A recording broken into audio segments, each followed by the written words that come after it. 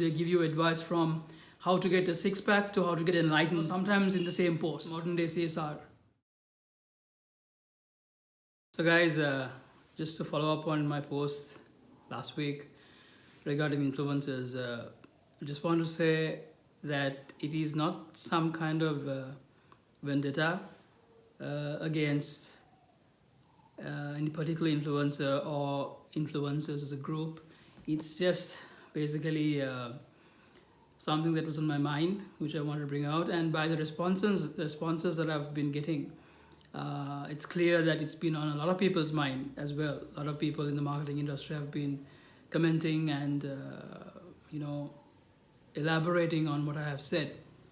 So it's good to know that the video actually prompted people to talk about this, because see, the objective of my post was actually to encourage discussion, rather than to diss or cuss. To elaborate on the points that I was making in my previous post, I think the biggest misconception in the influencer brand dynamic is the confusion that the number of followers and the number of likes of a particular influencer actually equals the number of likes or brand loyalty or following that you would get for your brand or your product.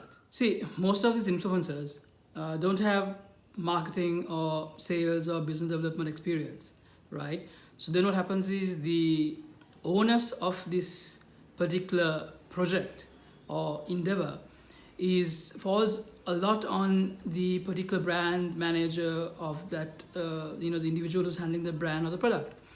That individual, first of all, has to have a good sense of the value proposition of the particular brand, and then has to see if those value propositions are consistent with the values and the personal value propositions of this particular influencer that they're trying to contract.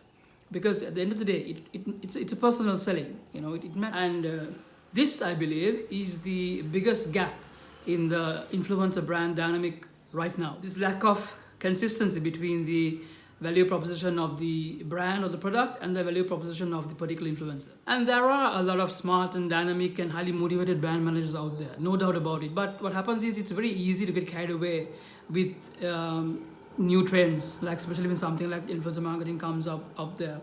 You'd want to try it. Your brand, your company would want to try it out.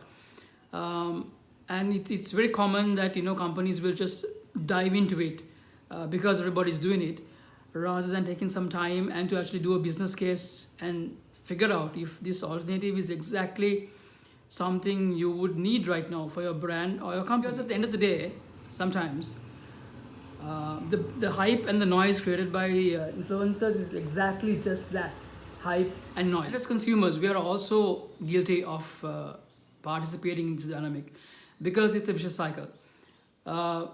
So the influencers, because influencers do not really produce any content of significance, we also just keep browsing and scrolling and double tapping.